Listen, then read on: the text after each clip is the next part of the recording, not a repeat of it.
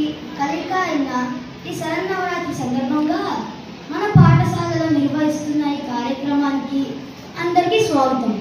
అయితే ఈ శరన్నవరాత్రి మన భారతదేశంలోను ప్రతి రాష్ట్రంలోనూ జరుపుకుంటారు. కానీ వారి ఆచార సాంప్రదాయాలను బట్టి జరుపుకునే విధానం మారుతూ ఉంటుంది. ఉదాహరణకు ఆంధ్రప్రదేశ్లో దేవి నవరాత్రి ఉత్సవాలు చండీ హోమాలుగాను, తెలంగాణలో బతుకమ్మ పండుగలుగాను, గుజరాత్లో గర్బా అదే దాండియా నృత్యాలుగాను, కర్ణాటకలో మైసూర్ ప్యాలెస్లో భారీ ఉత్సవాలుగాను, పశ్చిమ బెంగాల్లో పెద్ద పెద్ద పండాలు వేసి వాటికి అలంకరణలు ఊరేగింపులుగాను నిర్వహిస్తారు. చూసారా మన భారతీయ సంస్కృతి ఎంత గొప్పదో. పేరు జాహ్నవి. ముందుగా అందరికీ దసరా పండుగ శుభాకాంక్షలు. భారతదేశంలో హిందువులు జరుపుకునే పండుగలలో దసరా పండుగ ఎంతో ముఖ్యమైనది. ఆశ్వయుజ శుద్ధ పాండిమి నుండి ఆశ్వయుజ శుద్ధ నవమి వరకు 9 రోజులు దేవీ నవరాత్రులు, 10వ రోజు విజయదశమి. దీనినే దసరా అని అంటారు. ఇది ముఖ్యంగా శక్తి ఆరాధనకు ప్రాధాన్యత ఇచ్చే పండుగ. దీనిని నవరాత్రి మరియు శరన్నవరాత్రి అని కూడా పిలుస్తారు. శరదృతులు ఆరంభంలో వచ్చే పండుగ కనుక దీనికి ఈ పేరు వచ్చింది. విజయదశమి రోజున చరిత్ర ప్రకారం రావణుడు రావణాసుడిపై యుద్ధం చేసి గెలిచే సందర్భమే కాక పాండవులు వనవాసంలో జమ్మి చెట్టుపై తమ ఆయుధాలను తిరిగి తీసుకునే రోజును కూడా చెప్పుకుంటారు. పేరు టి సాయి దివ్య. అందరికీ ముందుగా దసరా శుభాకాంక్షలు. దైత్య వంశానికి ఆశాదీపంలా జన్మించిన మహిషాసుడు చావు లేకుండా వరం పొందడం కోసం మెరుపర్వత శిఖరంపైకి చేరి బ్రహ్మదేవుని గూర్చి ఘోర తపస్సు ప్రారంభించాడు. మహిషాసురుని అచంచల తపస్సుకు సంతోషించిన బ్రహ్మదేవుడు ప్రత్యక్షమై, నీకు ఏ వరం కావాలో కోరుకోమనగా నాకు దేవతల చేతిలో గాని మానవుల చేతిలో గాని మరణం ఉండకూడదని వరం కోరుకుంటాడు. బ్రహ్మదేవుడు ఆ వరాన్ని ప్రసాదిస్తాడు. ఆ వరం పొందిన మహిషాసురుడు అహంకారంతో దేవతలను, ఋషులను, ప్రజలందరినీ హింసిస్తాడు.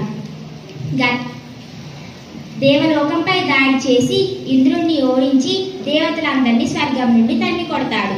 గత్యాంతరం లేని దేవతలు బ్రహ్మ, విష్ణు, మహేశ్వరుల వద్దకు వెళ్లి తమ గోడు విన్నవించుకుంటారు. ఆ ముగ్గురు దేవతల కోపాగ్నితో పాటు మిగతా దేవతల తేజస్సులు అన్ని కలిపి ఒక దివ్యశక్తిగా మారాయి. శివుడు త్రిశూలం, విష్ణు సుదర్శన చక్రం, బ్రహ్మ దండం, ఇంద్రుడు వజ్రాయుధం వంటి అనేక ఆయుధాలను దేవతలందరూ ఆమెకు కానుకగా ఇస్తారు. హిమాలయాలు ఆమెకు వాహనంగా సింహాన్ని అందిస్తాయి. అన్ని ఆయుధాలను ధరించిన దుర్గాదేవి సింహాన్ని అధిరోహించి గంభీరంగా యుద్ధ రంగానికి వెళుతుంది. కానీ అక్కడ ఆమె చూపిన పరాక్రమాన్ని చూసి మహిషాసురుడు ఆశ్చర్యపోతాడు. అమ్మవారికి మరియు మహిషాసుడికి మధ్య 9 రోజులు భీకర యుద్ధం జరుగుతుంది. కానీ చివరగా దున్నపోతు రూపంలో ఉన్న మహిషాసుడిపై అమ్మవారు తన త్రిశూలంతో మహిషాసుడిపై తీవ్రంగా దాడి చేస్తుంది. అప్పుడు మహిషాసుడు ఆ రూపం నుండి బయటికి వద్దామని ప్రయత్నించగా అమ్మవారు తక్షణమే మహిషాసుని కంఠాన్ని ఖండించి ముల్లోకాలన్నిటికీ శాంతిని ప్రసాదిస్తుంది. దుర్గాదేవిని ఒక్కో రోజు ఒక్కో రూపంలో అలంకరించి పూజిస్తారు. ఈ 9 రోజులు 9 అవతారాలను మనకి దర్శనమిస్తుంది. ఇలా శ్రీ లలితా త్రిపుర సుందరీదేవి, శ్రీ బాల త్రిపుర సుందరీదేవి, శ్రీ మహాచండీదేవి, శ్రీ మహాలక్ష్మీదేవి, అన్నపూర్ణాదేవి, సరస్వతీదేవి, శ్రీ మహిషాసురమర్దిని, శ్రీ గాయత్రీ దేవి, శ్రీ దుర్గాదేవి. ఈ విధంగా దుర్గాదేవిని ఒక్కో రోజు ఒక్కో రూపంలో అలంకరించి పూజిస్తాము. ఈ సందర్భంగా 4th సిటీ విద్యార్థులు ఒక నృత్యాన్ని ప్రదర్శిస్తారు. ధన్యవాదాలు.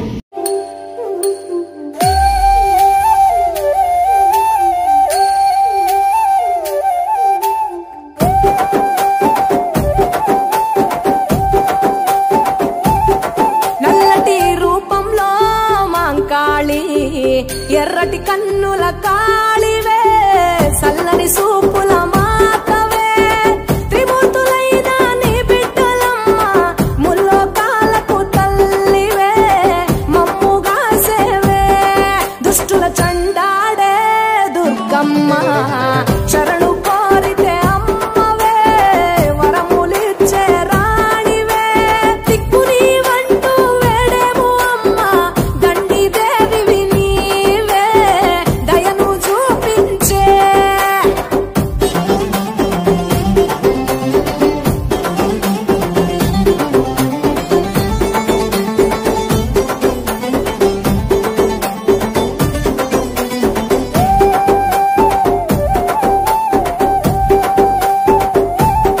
మెడలో కంకాళాల మాలలు ఉన్నా శాంకరి దేవి నీవేనమ్మ శూలం ఎత్తినవమ్మ శృంఖలదేవి భూగోళం నీ చేతిలో బొమ్మ బ్రహ్మాండంలోన భ్రమరాంబిక సృష్టికే అందానివే సృష్టి నీవేలే నీ కరుణను చూపించవే ఓ కనక దుర్గా విజయాలే ఇయ్యవే మా కష్టాలే కొయ్యవే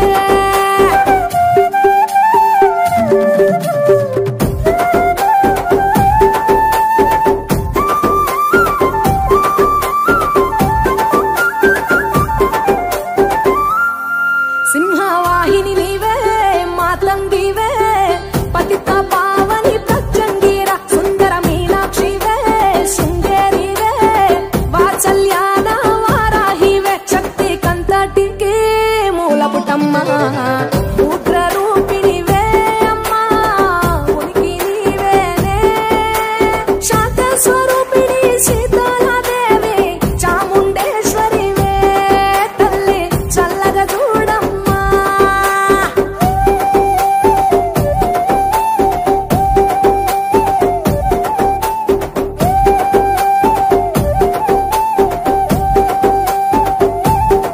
చక్రధారివి నీవే శ్రీ చక్రాన